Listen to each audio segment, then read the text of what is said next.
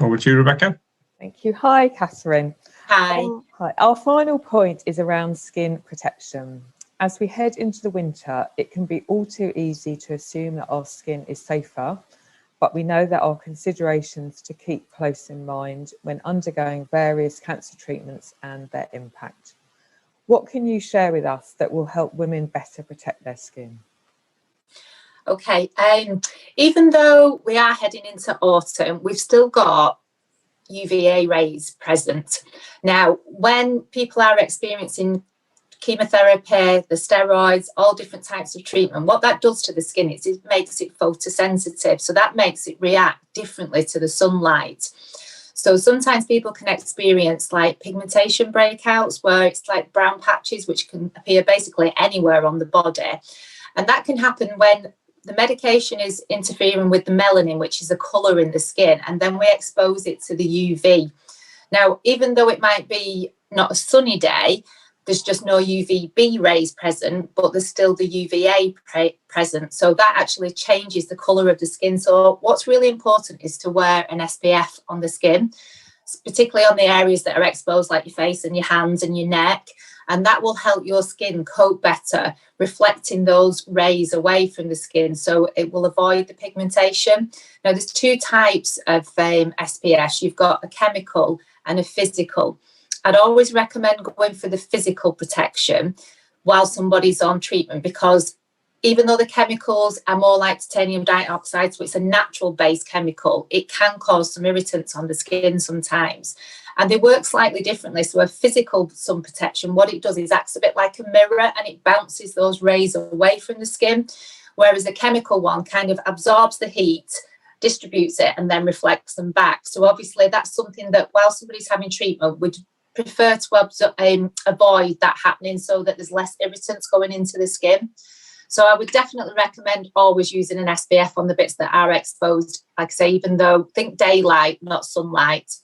And then another thing is because the skin will get more dry and more sort of sensitive, keep it really nourished and protected. So using body lotions, facial creams that are going to put some essential oils and lubricants back into your skin. Because again, with the treatment, what happens, we have our natural lipids in our skin, which keep our skin nice and supple. They really get destroyed with the chemotherapy and that type of treatment. So we need to replace those to keep the skin nice and supple and hydrated, and then it will carry on being more where you feel more it's comfortable, and it's just one less thing to worry about of having like sensitive sore skin as well. Thank you. And would that also apply to long-term care of radiated skin? Yes, it's an SPF is something that we should, if we want to think about aging of the skin and protecting it from the discoloration, it was something that I would definitely recommend that people use all the time. But obviously when people have gone through radiation, the skin's had some adjustment and changes, so it's more vulnerable as well, so it needs it even more. So absolutely. Thank you. Could I just ask a question, Kathryn? So you were just talking about the two different types of SPF. So what for somebody who like me doesn't know the difference, okay. So if you were looking at like you say, what is more a chemical as opposed to what, how would you know that? I guess most sun lotions do say it now, and you need to look for that you've got like a 5-star. You want the 5-star ones, that's the main thing, but they will say that they are either a physical or a chemical. So if you look on the smaller writing, it's not always embossed in big writing, but if you go for things that are more specified for sensitive skin, they tend to be the physical ones. Sometimes people are absolutely fine with the chemical sun lotions, but because they can cause more irritants, it's just easier to avoid while you're already compromised with how your skin's going to be anyway. So that's why we'd recommend like the physical ones. And they have got a lot better. They used to be the ones that were quite sort of white and hard to massage in, a bit like the cricketers, you know, when you just like that zinc type thing.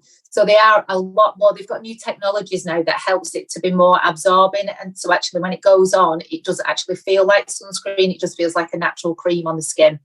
So, but it will tell you on the boxes. Thank you.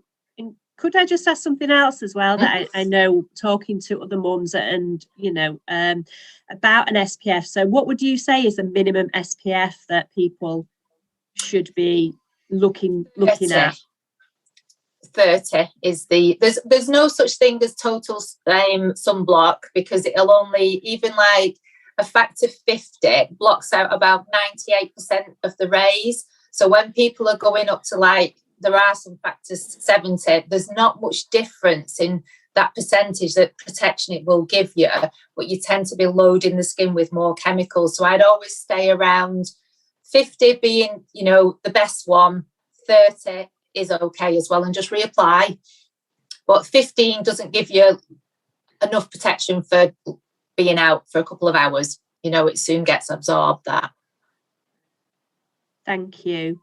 Can I ask a quick question just around that? Is that all right, Kathryn? Of course you can. So in terms of the brands, because you're saying about putting it on every day, the SPF, but if you put on like a factor 30 or 50, it feels really thick. Are there any brands you recommend for sun cream for daily wear rather than holidays and actually out in the sun, but, you know, doing the school run? There's a lot. I work with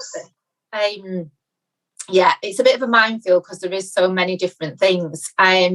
I work with products Dermalogica, which I've always found to be excellent, and a lot of the time there is a moisturizer with an SPF, so it's not particularly that you just put in a sun lotion over the top sort of thing. So if you can always keep it within your products, so even if it's your moisturizer, or if you put in a tinted foundation or tinted moisturizer on, or a foundation on, and that's got your SPF in, then that will still give you protection. So most makeups tend to have factor 30 in, where with your skincare now you'll get more moisturizers that'll have factor 50 in them as well. So, and again, with moisturizers, there's more categories to them now. So you can have things for a sensitive skin, a drier skin, an oily skin. So it's more sort of separated, as opposed to where we used to just buy a supermarket sun lotion that did the whole family. There's more things that are particular to people's skin type and condition now. So you can actually tick 2 boxes with it, something that's going to be benefit to your skin, but you've got that extra protection as well with the SPF. Obviously at night time people can use a general moisturizer that doesn't have to have an SPF in. What I'm saying is, at the minute it's daylight, keep something on, because that's really important, and it's one of the best anti-aging bits of advice anybody can provide, really, with protecting from the UV. So you think the SPF in a moisturizer is just as good as a sun cream? Yeah, if you just the right number. If you're on a general, just on a general day, obviously if you're on holiday, then you'd start off with your moisturizer with an SPF in, and then because that moisturizer has got more active ingredients in, if you were to constantly keep reapplying that every couple of hours, then that would be too much for your skin. So then you could just use a general top up as an SPF. But most people find it, if it's in the moisturizer and they put it on first thing on a day like, you know, an autumnal day, that'll keep you protected, because what we're advising people, if they are on holiday, you'd be more having a hat on and sunglasses to keep your face protected from, you know, really strong sort of sun. Okay, great, thank you. So Yeah, Dermalogica is the brand, yeah? Dermalogica is one that I really recommend, because it has just got like a lot of variety of different skin conditions that it will cover as well, with having that SPF in as well, and textures. There's lots of different textures, because sometimes people really don't like the feel of certain sun lotions. But like I said before, since they've developed this new technology of how they can formulate them, they're a lot more lighter in consistency. So it actually feels like it's just absorbing like a normal cream, that it's not sat there like sticky and tacky on the skin. So they've improved massively. Great, thank you. You're welcome. Can I just ask while we're still recording? I mean, for the rest of the team, we just sort of feel free to ask questions, really, since we've not got any families with us, so we don't have to sort of pause the recording. So open house, really. Could I ask something else? And this is, you know, I suffer with this, but a lot of our mums as well. So I have lymphedema in my arm following breast surgery, and I know there's a lot of importance around, obviously, skincare, certainly generally, but also if you do have lymphedema, whether there's anything you can kind of recommend or you know, talk about around if anybody has lymphedema and the skincare. What do you tend to find happens to your skin then? How does it affect you? It's because when you get the swelling, so it can become quite tight. So I think it is that kind of just generally keeping the moisture. But I know sometimes that comes up that for some of our mums, either before they get it, they're worried about it. And whether it is just a case of, like you say, just moisturising your skin anyway, and hydrating, you know, from inside just to.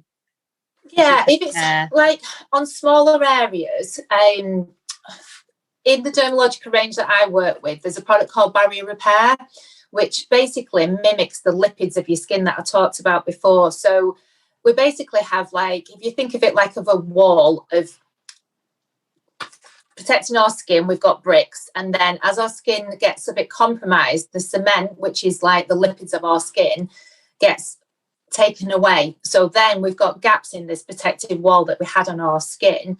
So what happens then, a lot of irritants get in and start deeper down. So that's why I said before, if you kind of keep more gentle products, then you can avoid this. But just general things tend to like get into the skin and sting it. So if you can build those lipids back up in the skin and basically put the cement back there and protect it, and that's what Barrier Repair does. It kind of mimics the actual cement of the skin and helps to keep its strength more stronger. So if you can do things like that, you'll have less chance of it being sore and irritant. So it is about keeping it more nourished, and just treating it kindly, really, as well, and not being too aggressive on it. You know, avoid using, sometimes people use these buffers in the shower and things like that. Well, that can just strip off things that the skin's not really got chance to lose at the minute. It needs it, you know. So exfoliation is still important in a certain way, but when your skin's already compromised, then you leave that and just keep it more nourished and work on that first, because it's more about building up that skin health first before it can then tolerate other things, if that makes sense.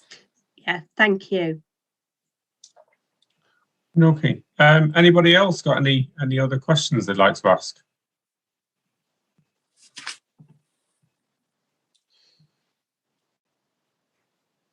Okay, right, I'm going to stop that recording there then.